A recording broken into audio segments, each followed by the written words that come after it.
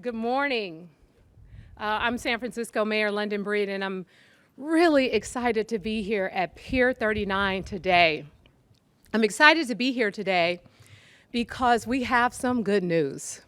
I know I gave it away last week when I talked about the fact that the state was going to finally allow us to get into the red tier.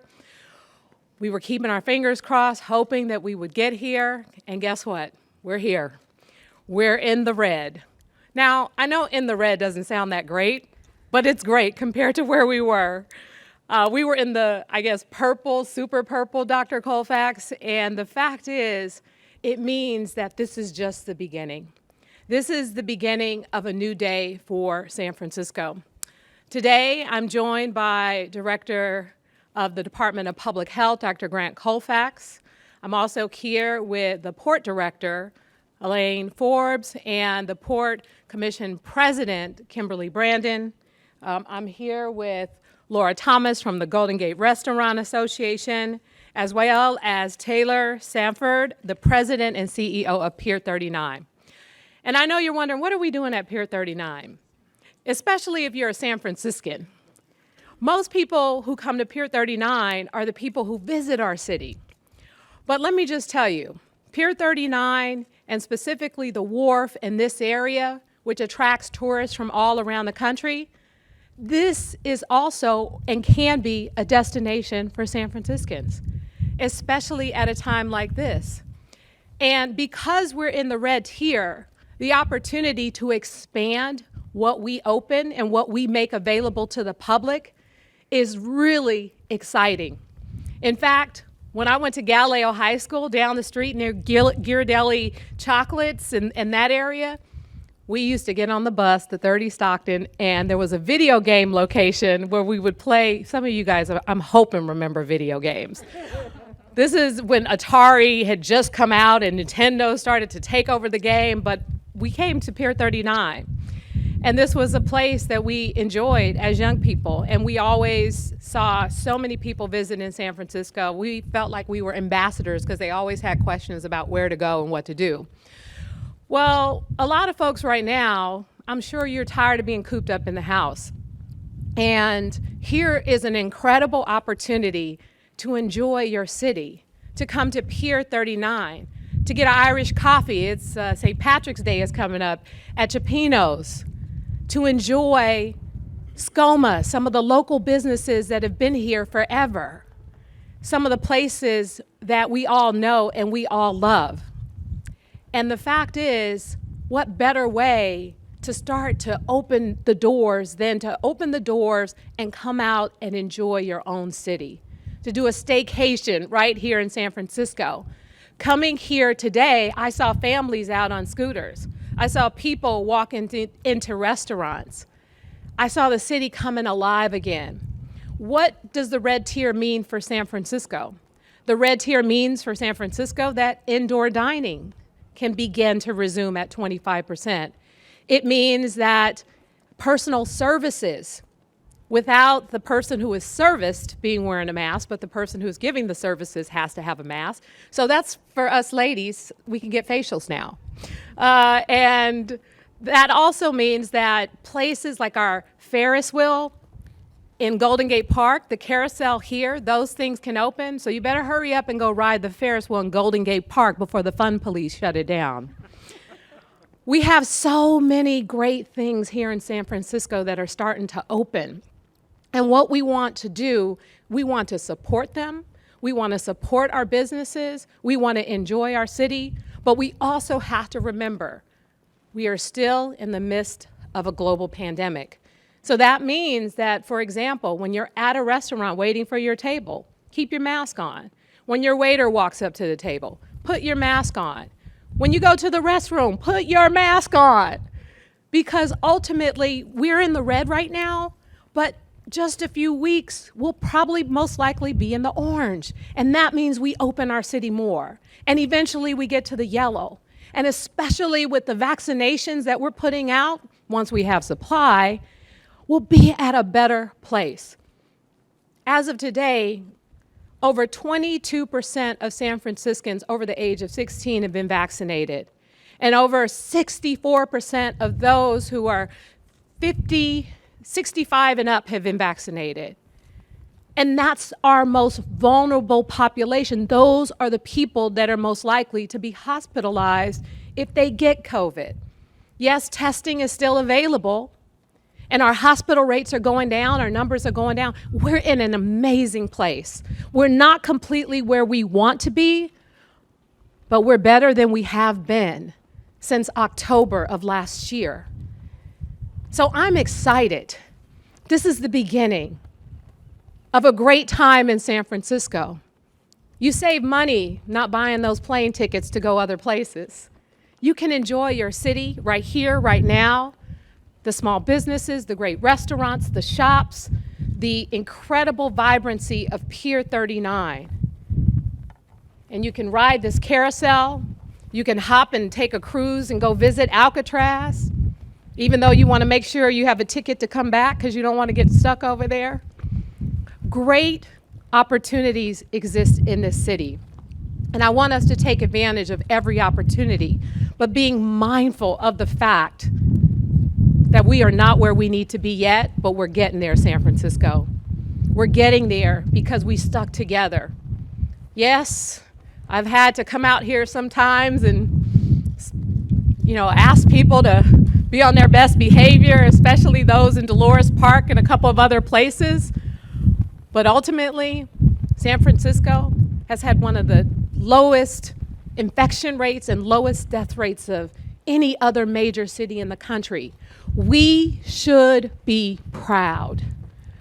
I am, and I'm excited about what this means for our future.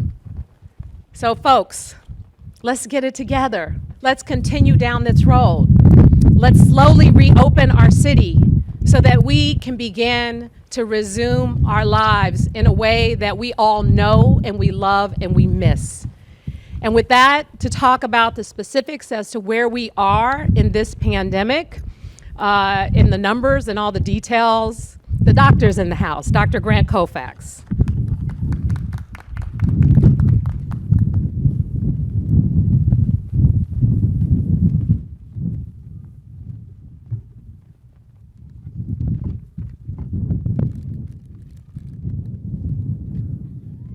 Good morning, everybody.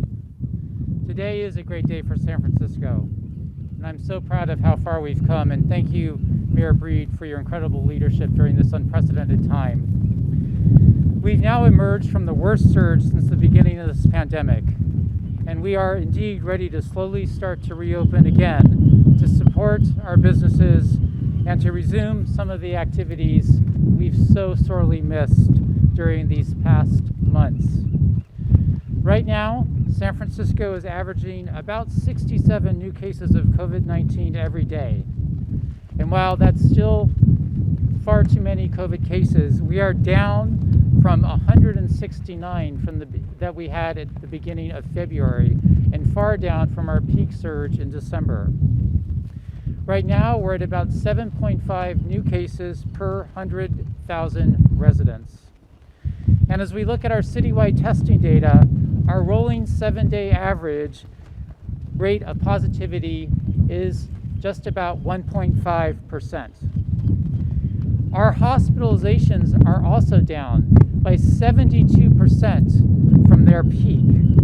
And right now we have 74 people hospitalized across San Francisco, and we are at a relatively robust 31% ICU intensive care unit capacity. We've made great progress in these past few months, and these key indicators are the very reason we're able to start gradually to reopen.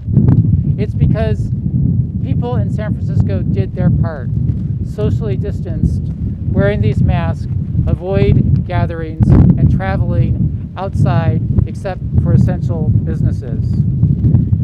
Now we are able to move into the red tier. And here in San Francisco, our health equity metric continues to improve. And actually, for that metric, we are now in the orange tier with a most recent value of 3.5%. And today's local good news follows the great news that we now have a third vaccine, the Johnson & Johnson product. This is another key development. We know that our vaccines are our ticket out of this pandemic. So soon, here in San Francisco, we will have 3 vaccines to offer people. Our vaccine rollout continues. We have administered over 250,000 shots in San Francisco. This is not sufficient, but we are making progress. And we now have the capacity to administer well over 10,000 vaccines a day. We just need that supply to improve. And because we haven't gotten all those vaccines into arms yet, we have a way to go. It is critical that we stay vigilant to maintain our progress. And when you are eligible and offered the vaccine, take the shot. These vaccines are safe and effective, and along with our safety measures, are our way forward. I do also want to briefly mention the variants. While we have so many signs of hope, our COVID-19 variants are a concerning factor, and we are monitoring and watching the situation closely. There is a growing presence of more variants in our region, and they represent an increased risk of transmission of the virus. And nationally, as you have seen, cases have started to rise slightly over the last couple of days. So this is why we need to continue to double down on those prevention measures. Remember San Francisco. We know, despite this unprecedented year and all the uncertainty, we know how to slow the spread of the virus. We've beaten back 3 surges. Let's keep our progress. I have been amazed and inspired by the creative ways our city has responded to these moments. And I know this has been an incredibly difficult year for all of us in our community. But remember, mask on, stay strong. By committing to the guidelines and following the tried and true preventive measures we know work, we can continue moving forward. Thank you.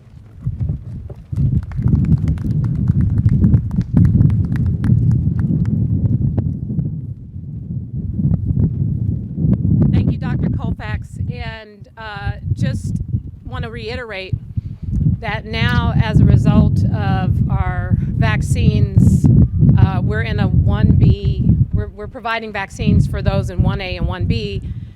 Many of you know that we announced that last week, and what that means is people who are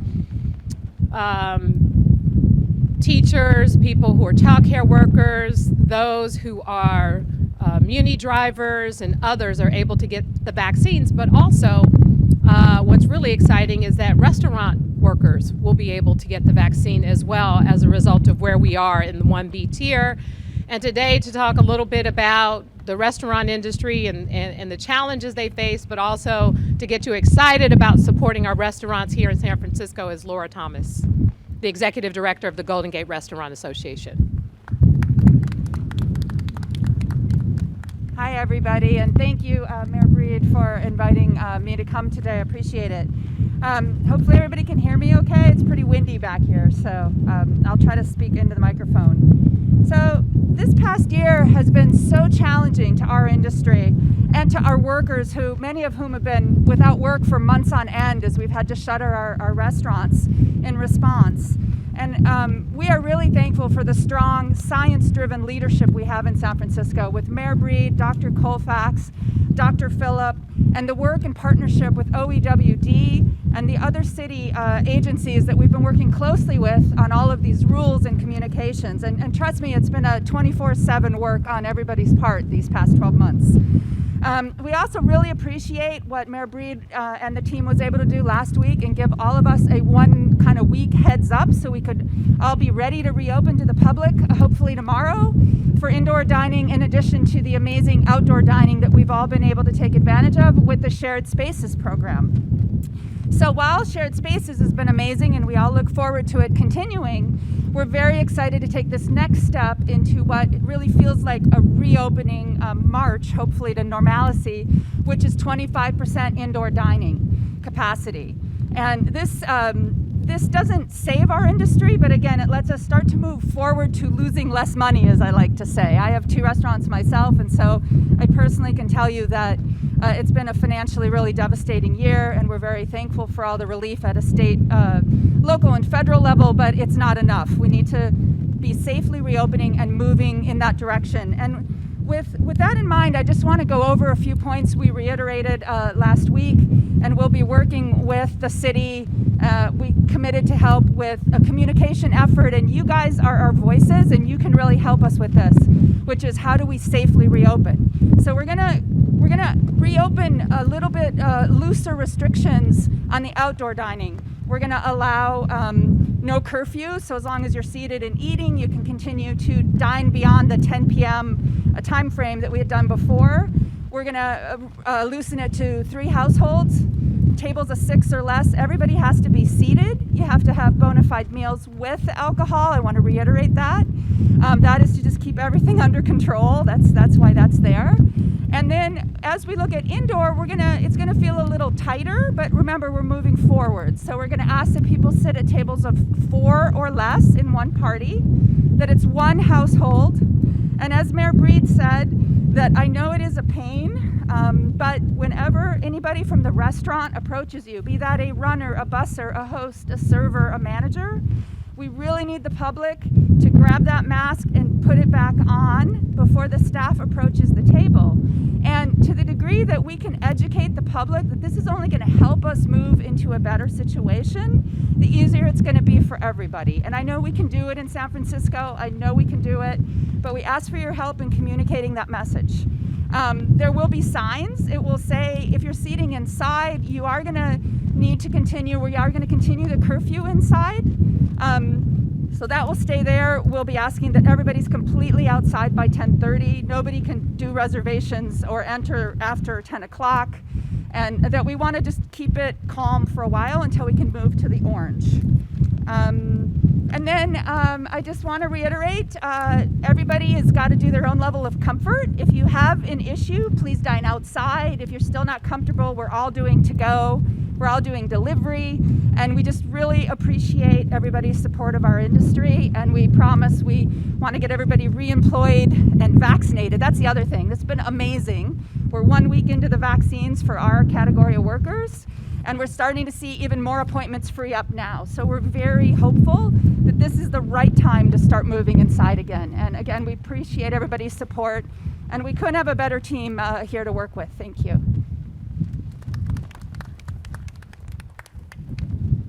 Thank you, Laura.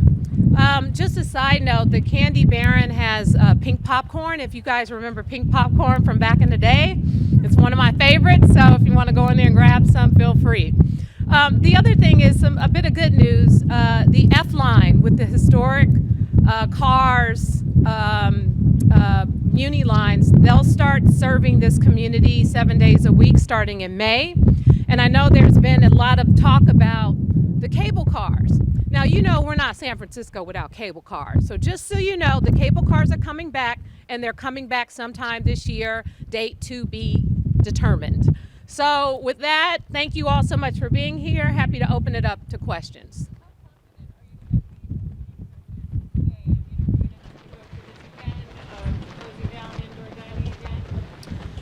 Well, I think I'm more optimistic than confident.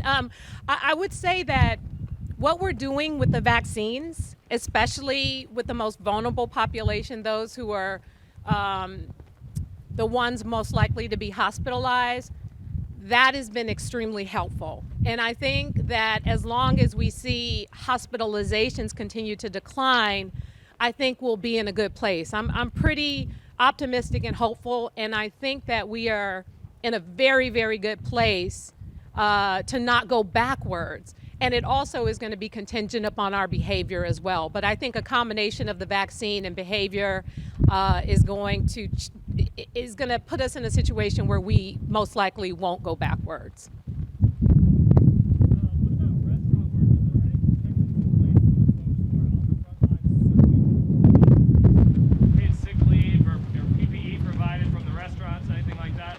Laura, do you want to talk about that one? Okay. So we've always had the restaurant workers we provide PPE if they want it, the face masks. We've all followed the sanitation guidelines for the sanitizers.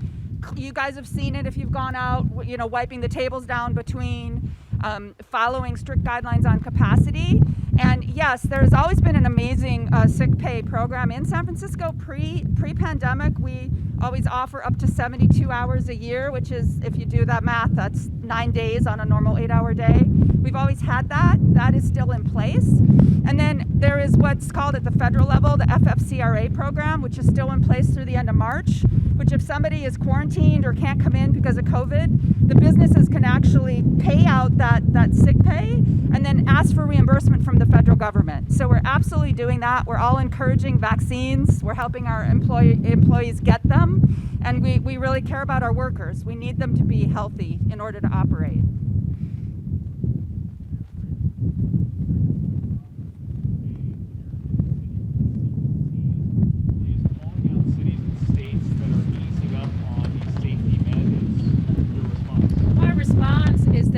All of you know, San Francisco was the first major city to shut down. And we've been extremely conservative about every decision we make. In fact, Dr. Colfax and I argue every single day because I want to do more. And even though the state gives us the permission to do more, we're still doing things a lot stricter than the state guidelines even. So what I would say to that is San Francisco has probably been the most conservative as it relates to the implementation of the lockdown. And I'm confident in our Department of Public Health and the decisions to move forward in this direction.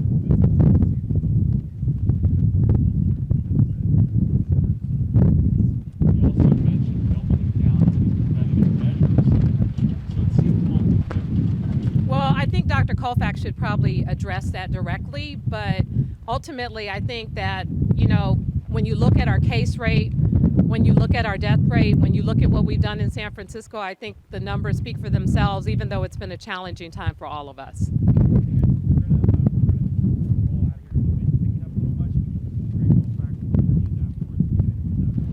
Okay, thank you. Make sure you have lunch at Pier 39.